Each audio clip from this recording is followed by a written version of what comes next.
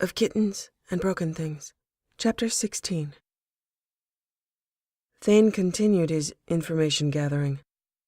He solved the issue of surveillance in her quarters with a small recording device, optically transparent, microscopic thickness when inert, remotely controlled. As she was a creature of habit, he placed it under her accustomed seat, joined her for her mug of chocolate, directed it to stop through his omni-tool after it had detected heat and begun to move on its own toward her. She took it back to her quarters. He moved it to a safe vantage point. The main risk of exposure of surveillance was often in detected transmission. There would be no transmission and a shielded recording. She had a fish tank, and he directed it by remote to its frame. The ambient movement, fluctuating light, and temperature levels would make it difficult, if not impossible, to detect. He would retrieve it after 2 weeks. He was 4 days into that cycle. He received the standalone and sealed recording of Lal Shepard's rescue from Mindwar. He had done background research on the location. There were conflicting characterizations of the environment in which she'd theoretically spent her youth. It had been a farming community, 18 years into production, and beginning to turn a consistent profit by the time it had been raised. Successful enough as a venture that it had been recolonized with greater security and connection to infrastructure, now productive and lucrative. Accusations of it being a malignant, backward religious community had arisen, that reason blamed for its isolation, and therefore as though it had invited attack. This was at least debatable, as Mindwar at the time had been out beyond the edge of convoy and patrol coverage, and there was no formalized religious affiliation that Thane could discover. Mindwar had been exceptional in its projected ability to grow produce, and despite its isolation, venture capital wished to establish a human presence there before it was lost to another species willing to take the risk and reap the potentially rich rewards. Many of the choices of security and development appeared to be due to practical and not religious concerns. Limited security due to limited funds, limited patrols based on its location, limited communication based on access. It had been risky, but not, in his opinion, reckless, and any number of colonies had faced the same challenges. That was the nature of exploration. The estimated cost of establishing infrastructure and security on the level of being able to stop the undivided attentions of several Batarian warships would have more than doubled the cost of the venture and made it prohibitive. The intent was to increase security as the value of the colony progressed. They had made some progress, but not enough. The risks had not been concealed or understated in the mission statement, and potential colonists were made well aware and signed off on them. Thane had obtained the records of the original applicants of the colonization of Mindwar, hoping to gain insight into the composition of the populace. The formal applications did not address religious affiliation as a requirement or disqualification. It was absent in an otherwise thorough vetting process. The company investing in Mindwar had a policy of freedom of religion. Most applicants were chosen for practical concerns, and then an accepted applicant could bring along family if approved. One applicant in particular captured his attention. Glenn Blake. His application was thorough enough to provide photographic and video documented evidence of his accomplishments. He had been a botanist, 34 years old when his application was accepted. He looked like Lal, green eyes and red hair, the same pale skin and freckles. Searches on Glenn Blake on Earth linked him romantically with a woman, Carolina Menson. They shared the same coloring. That coloring was a curiosity in itself, something recessive, rare, and not shared by any other colonist or human Thane had encountered other than Lal. Carolina was a mixed martial artist, successful in exhibition, instruction, and competition. The way she moved. He approved. The same style was reflected in the way Lal moved. Not only the way she moved, the way she was made. Likely her mother and instructor. It explained Lal's distinct method in combat. It had not been taught in her military training. She was the clear genetic and stylistic legacy of Carolina Menson. Yet Lal claimed no memory of her. The science surrounding amnesia was contradictory and subjective.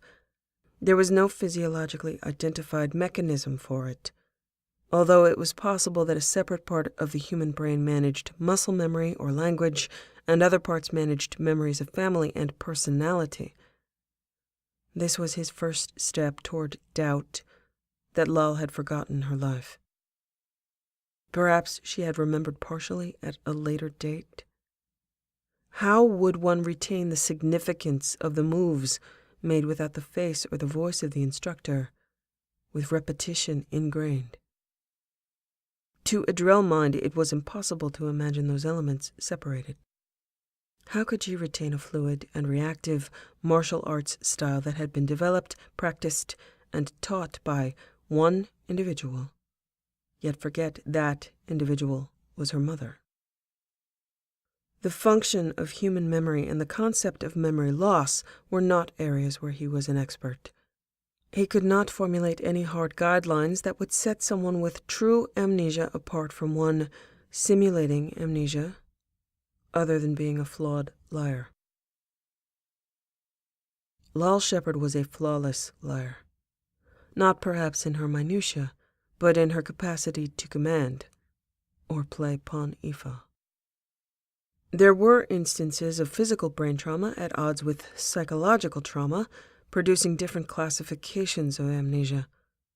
Unlike Drell's storage of all aspects of memory, humans had what appeared to be an inefficient and unreliable chain of long-term, short-term retention, creation, alteration, and storage of memory. Amnesia did not exist in Drell's psychological histories. Drell memory was flawless and redundant. A Drell was occasionally born with the capacity to forget, but that was the brain and not the mind, a deficit in storage or retrieval mechanics. A neurotypical Drell's memory was stored in many locations, duplicated with careful mechanics comparable to the way their DNA was propagated. Drell were also much less prone to random mutation through copying error than humans. A Drell brain was not organized into sectors the way human memory was, but was globally redundant. Damage to a Drell brain would result in loss of life function before significant memory loss. Damage to a Drell mind did not result in loss of memory. He addressed her mind, not her brain. Her mind was formidable. Had it always been? Glenn and Carolina both disappeared from records on Earth. Those names did not correlate to any on Mindwar, but the time frame did. With the lead of searching for a skilled botanist, he was able to find them again in the Mindwar registries. It appeared they had combined marriage and change of name in their migration. The application was essentially for Glenn Blake +1, then their names changed to Sorsha and Ronan Fanning upon registration on Mindwar, confirmed by a picture and his correlated accomplishments and therefore tasks assigned. They were smiling, joyous, open adoration and celebration on their faces, turned partway toward each other and not the camera, arms around each other.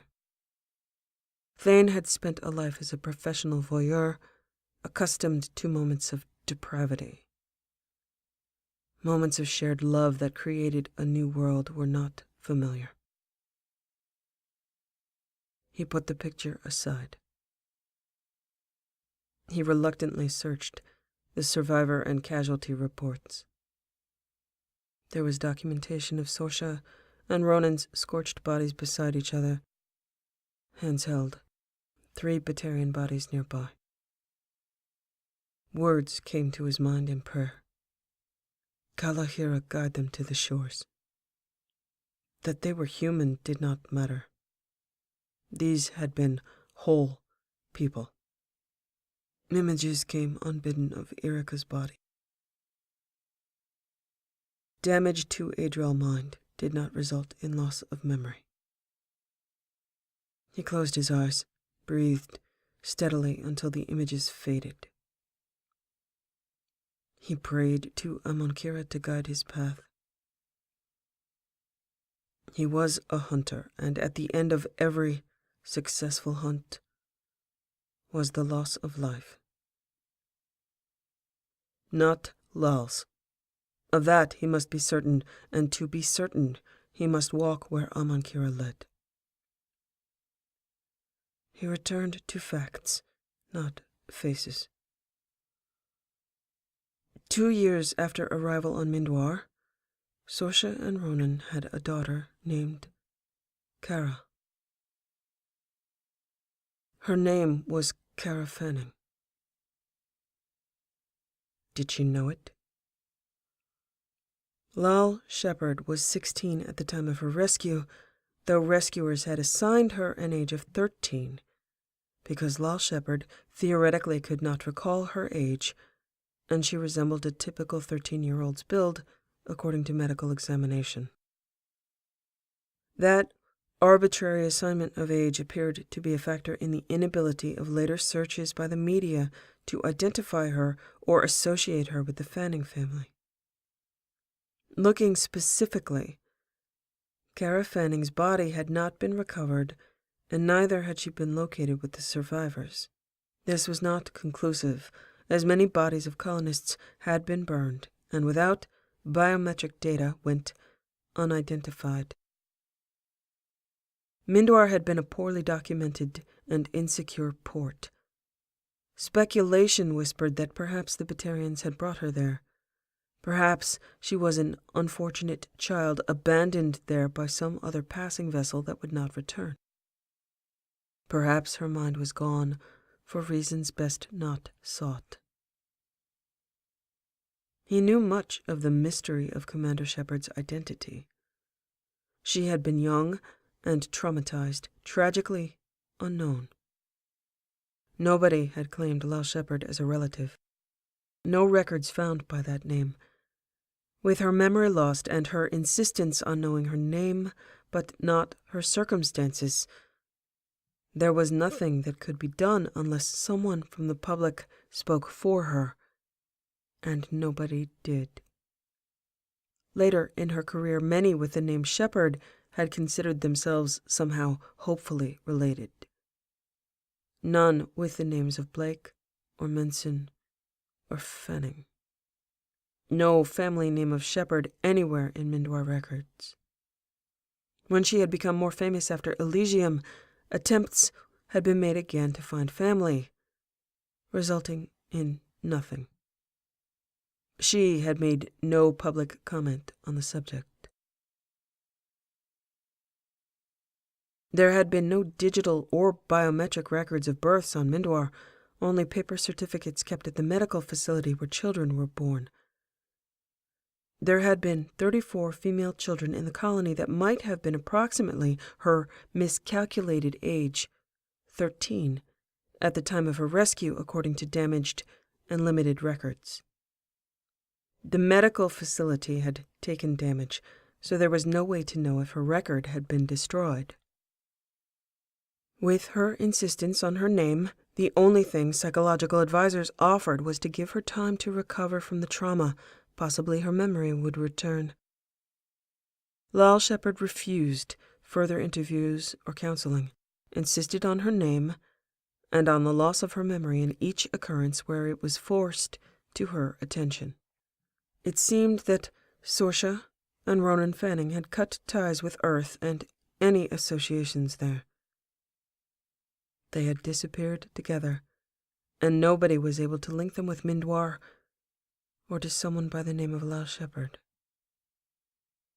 He considered tracing her family tree from recovered records of her parents, was idly curious, but did not find it relevant to understanding the woman now.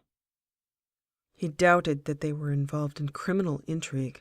It seemed likely they wished only a fresh start, a new life, in a new place together.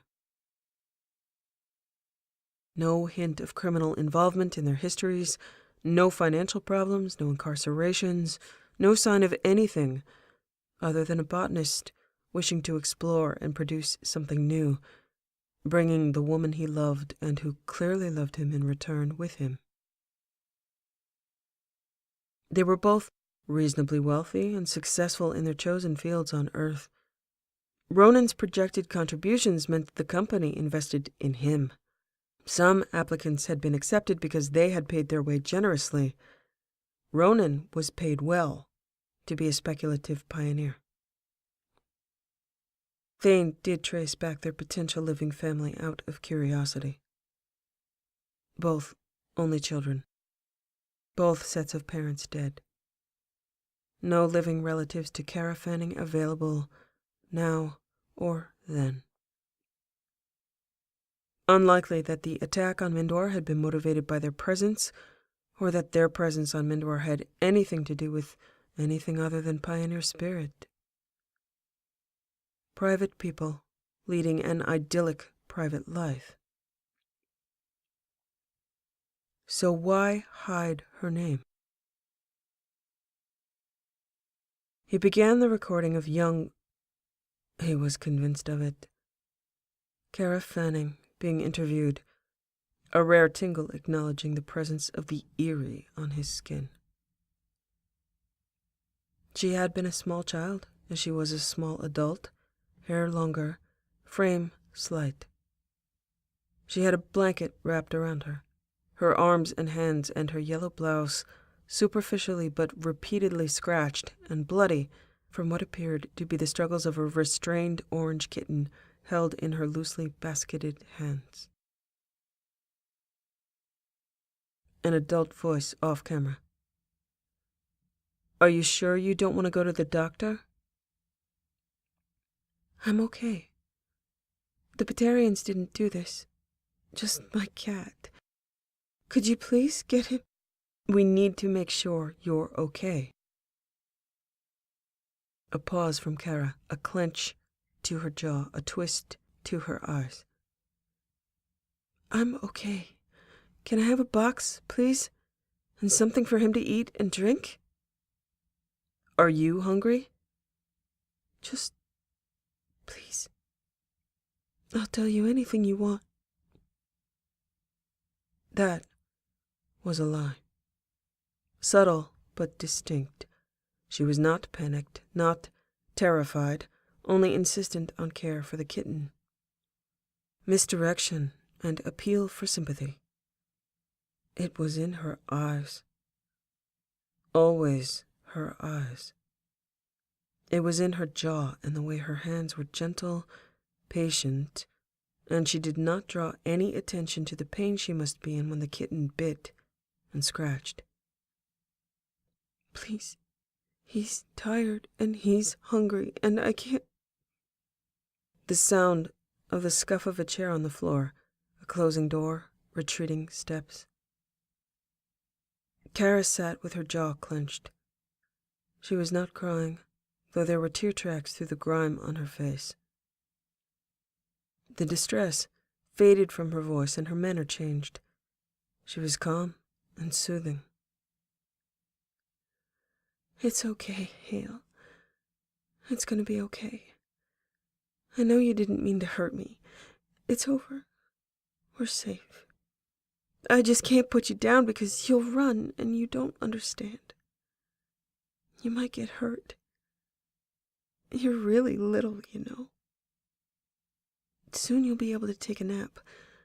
I'll get you some food. Hey, maybe meat. No more synth stuff. Real meat for you. I bet you'll like it. We can't go back, but we can do our best here. Mom and Dad are dead, but we will do our best. What they would have wanted. I'll get some paper. You can chase soon. I'll even bring them back for you, I promise. I'm sorry we can't go back. I know you liked it there. You were getting really good at showing those Mbaka stems who was boss. There were any number of ways to restrain a kitten to keep from being injured, all of which would have resulted in more distress to the kitten. He believed she knew that. She did not want the kitten to feel helpless. She preferred bleeding.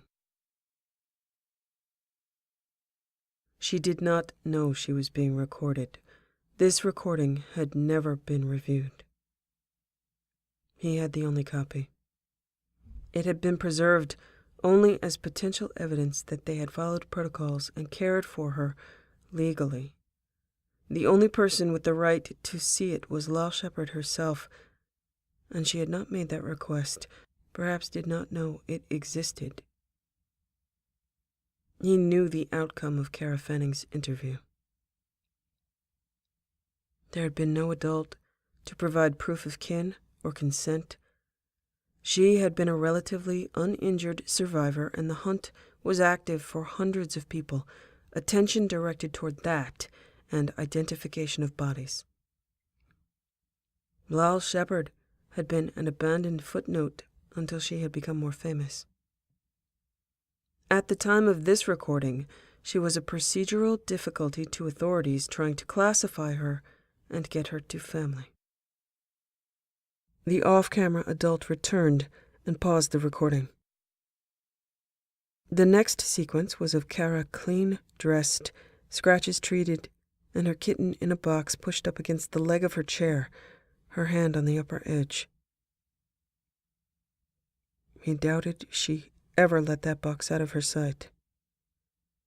She was being shown pictures of colonists. She was asked if she recognized them. Possibly those known to have children her age. I told you, my name is Lal Shepard. I don't know who these people are. I don't remember. The lie of that was betrayed only by the tightness of her hand on the edge of the box. The interviewer could not see her hand at that angle, but the camera revealed her hand to be a bellwether of her distress. Just look again, please. Sometimes it takes a little while before memory comes back. Photos passed in front of her, and Thane recognized her expression. Not fear.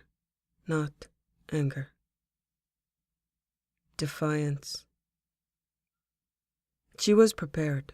She knew the pictures of her parents were coming, and when they did, the interviewers were expectant because they looked alike, nearly impossible that they were not related. They thought she was Kara Fanning. They also likely knew by now that Sorsha and Ronan Fanning were dead, and had no family listed as contacts, but if they could identify her as related, then they could put out a search by name. No, I don't recognize them. Her hand on the box tightened to white-knuckled. Her voice didn't crack, her eyes didn't fall, through all the insistence that she look again, be sure. No, I'm sorry. I don't want to waste your time. I'm not trying to be difficult. I just don't recognize them. Their names are Swarcy and Ronan Fanning. They have a daughter, about your age. Her name is Kara Fanning. She didn't look at the picture again, instead turning distressed and supplicating, helpless green eyes to the interviewer. I hope they're okay.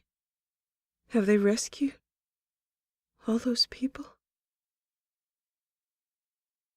distraction. She distracted them. They told her that no, the colonists had not been recovered. They moved on, and he could not tell which of the faces that passed in front of her in an endless and torturous succession she did or did not recognize. But he did know that she had not forgotten. They had tried to convince her that she was who she was, and she had denied it. Her identity had not been uncovered because she did the same thing repeatedly throughout her life. Even had rescue workers or psychologists or later reporters discovered she looked like someone with the name Fanning, those names led nowhere.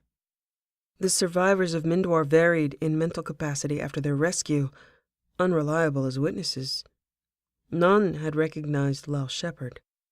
Their brains had been damaged as well as their minds, and the damage had been popularly attributed to their religious tendencies. To him, it appeared to be typical damage from those having control chips placed by Batarian captors who made the process and their subsequent servitude as brutal as possible. It was a story with only one witness, and she would not tell it. She was then, as she was now, a being insistent on an idealistic absolute for her own reasons, which she would not explain but would enforce. At 16, she had been the smartest person in the room. She was likely the smartest person in any room she'd ever occupied, present voyeuristic company included. He did not know why she hid her identity, but had faith it was for a good reason. Had she been able to predict the condemnation of the Mindwar colonists? She knew her parents were dead. Despite her professed hope of their recovery, that had been a distraction. She likely had seen their bodies. Now their joined hands made sense. They had not heroically reached for one another. It was unlikely that the Batarians who finished them after they had killed the other three would allow that. They had been overwhelmed and beaten to death, and Kara had found them and moved them together. Kara had then arranged for an outcome that resulted in her privacy. She had not wished to see that picture again, and that goal had required her convincing denial. Far-reaching calculation for a traumatized child. The thought of privacy and the existence of a small recorder in her room made him simultaneously disgusted with himself and doubly curious. Where before he had been gathering information on a woman he would pursue until she yielded, now the image of her adult eyes, her adult mind, her allure, was tempered with the overlay of a small child with scratches on her skin, tear tracks through the grime on her face, likely the residue of burning bodies, and sea-green defiance. He was Drell. He could not forget. Prayers to Amankira did not lead back, only forward. He had parsed her career briefly in overview, and there had been no point in time in which a young military recruit could have encountered, much less mastered, Pon-Ifa. She had learned it on Mindwar, as she had a complicated system of martial arts and an obscure but unyielding sense of ethical guidance. He felt slightly better. He preferred the narrative that much of her early life had been dedicated to the game. How she had learned it on an isolated colony. The secrets of your own culture are not as well kept as the secrets in that helpless child's head. He had his own childhood expectations, and by 16 could have done what she did, could have lied, could have beaten her at Panifa perhaps. But he had blindly taken lives, and she had preserved herself and her personal integrity through tragedy. She had taken that moment and used it to rise, to protect, to inspire even an organization like Cerberus to know they needed her. He felt slightly worse. Relative genius and integrity were becoming concerns, as well as guilt. His protectiveness was becoming a deterrent to efficient gathering of information. He was accustomed to disgust being an outcome of his surveillance efforts, but usually with his target, not himself. She reminded him uncomfortably of Kolyat, youth and defiant eyes. He was inappropriately, fiercely proud of her, having no right to it but being unable to suppress it. Perspective shifted now from the younger to the older, Thane to Shepard, and he saw Kara now in focus. She was a more formidable woman than he had suspected, deserving more respect than he was accustomed to giving. She had found the bodies of her parents as he had found Irikah's. Too many things, uncategorized and compared inappropriately. Too much shifting perspective and vertigo. She was associated now with an extraordinary family, and not a commander devoid of context. He still wanted her, badly, paradoxically more, but as he had observed her vulnerable moments, it appeared his son, his wife, and her parents observed him and found him, obviously, unworthy. Had someone witnessed his reaction to encountering Irikah's body through remote investigation, he would want to kill them, would do so without thought or mercy. Kara would not wish the same, but the judgment of family and hypocrisy demanded that he deserved to die for being that witness. He would die soon enough. He turned his attention to what was less uncomfortable. Spectre Hemoris Orbiston had been born. Hemoris Yonsak. He did not inspire Thane to wish to protect him. Thane began to feel the stirrings of wishing to enforce respect from the man on Kara's behalf, something he could certainly do. Orbiston's history was not unknown, merely obscure. Changes in identity were a common occurrence before transfer to the Cabal, and finding him was not difficult. There were witnesses, documentation. Garrus Vakarian had been instrumental in saving his life and arranging for surgery, rehabilitation, and transfer. The origin of the name Orbiston was unknown, but unlike Kara's case, irrelevant.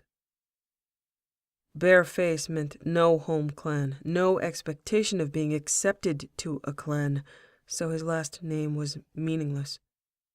He did not find Orbiston to be a mystery, not like Kara. The information was reassuringly cold and potentially of unambiguous value. Any clan would take Orbiston now should he wish to petition to join, but he was notorious in Taurian society, and that would be out of established character. Gay, barefaced, biotic, celebrated and admired for maintaining these states without shame and with distinction by the more progressive Citadel social, political, and professional circles, led into fashion by Garrus Vakarian's more cooperative style. Vakarian championed results, and he got them. Orbiston embraced galactic life as an accomplished, independent Taurian, not the champion or embodiment of the values of Palaven. There were no traditional means by which he would ever gain clan paint through bond. Gay relationships were not recognized by Turian culture. Orbiston made his own culture, and he had many adherents and admirers.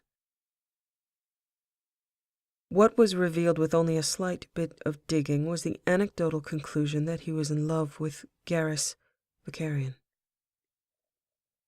Garrus Vakarian himself had only been of interest to Thane's investigation into Kara because of her association with him. Spectre Orbiston's dislike of Kara may be as simple as jealousy, and that would explain much. If Orbiston were in love with Garrus Vakarian, jealous, and theoretically being assigned to watch over a human woman, repress his own Spectre authority and take her orders instead of continuing to serve at Vakarian's side. Garrus Vakarian's preferences became more relevant to Thane's information gathering. There was a great deal of interest in whether or not Garrus Vakarian was bonded to Lal Shepard. High rewards posted in return for information that would lead to that conclusion, or any other for that matter. The reason was not difficult to imagine. Power. Garrus Vakarian had it. Lal Shepard had it. Thane had given little credence to the bonding rumor because it did not fit what he believed to be true of Turian devotion. If Garrus Vakarian had bonded to Lal Shepard shortly after her return, why had he not returned to the Normandy with her? A bondmate was law and deep chemical redirection of a Turian's instincts toward protection of chosen mate. Garrus Vakarian historically had been involved sexually with Turian partners casually during his military and CSEC career. Was it possible he and Orbiston had been involved at some point? Orbiston had been injured when Vakarian had met him, classified critical and disabled, requiring extensive rehabilitation. Vakarian's movements were easily tracked through military biometrics. He had visited daily, before witnesses, those visits recorded. Orbiston had remained at Cabal training first as a student and then as a trainer, and none of their travel had been correlated, no missing time where their whereabouts were unknown. They had likely not met again until after Vakarian's service on the SR-1, at Vakarian's request. So perhaps Orbiston had developed strong feelings and loyalty. Perhaps Garrus Vakarian had been who he seemed to be throughout his counselorship: helpful, compassionate, discreet. A social and professional relationship was built between Orbiston and Vakarian, but no sign of romantic or sexual involvement from either of them. The only pattern, one of Orbiston seeking out Vakarian lovers, that greatly resembled the counselor. That habit had been established in Orbiston before he came to the Citadel. The phrase open secret in this case was more open than secret. Orbiston kept his social life and his professional life separate. He did not appear to maintain relationships with his elite crew, but had multiple partners, all Vakarian, established in many ports. There was a spirit of competition more than secrecy. To extend that competition to a further open secret, Executor and then Counselor Vakarian had inspired a great deal of sexual and social speculation, pornography categories, and highly paid specialists.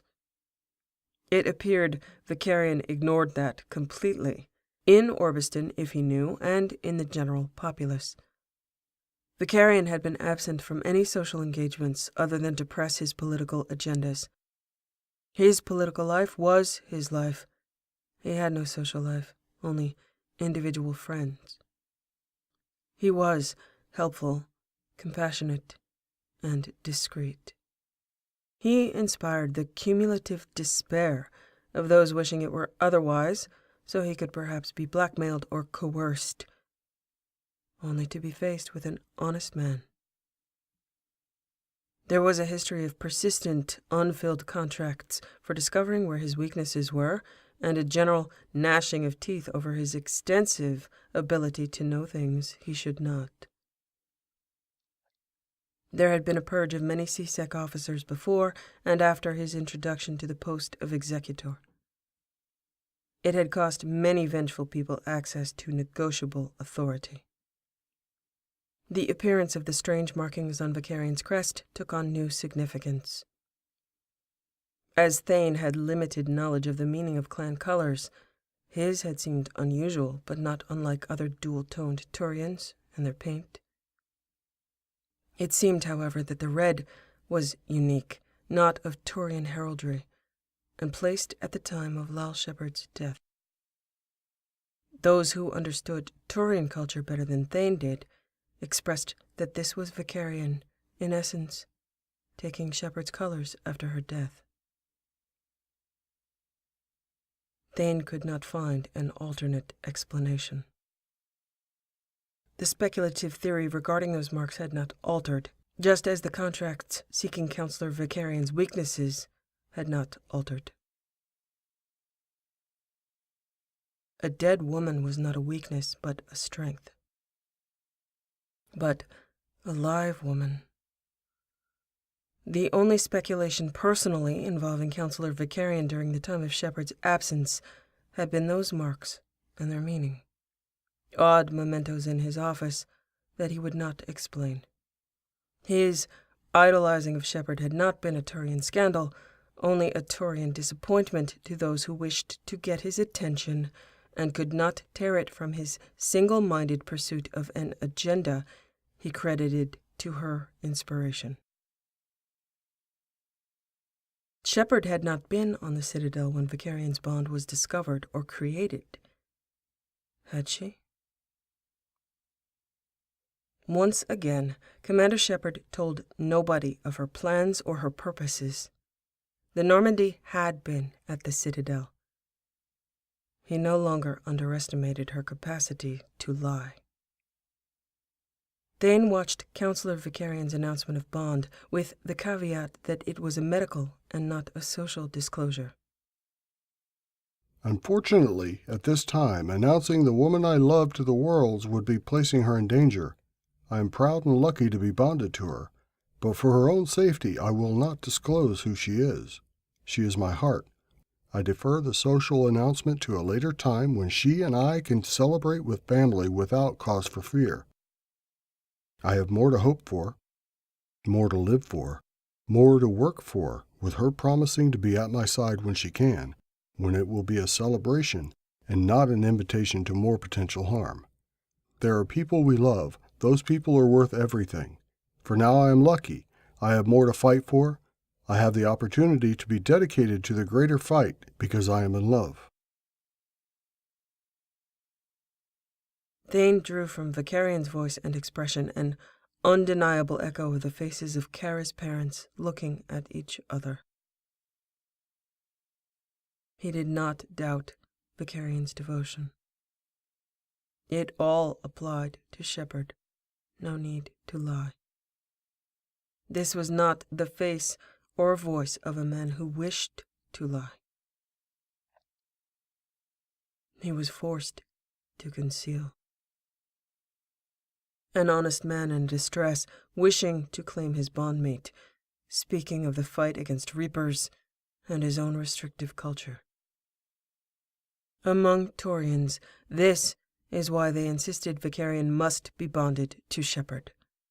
These words, this fervor, and his medically verified bond could not be to a Turian woman.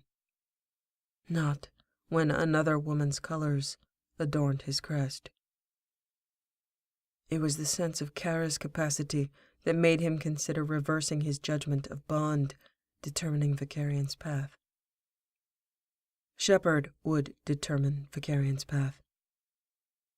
She would deny her parents for her own reasons.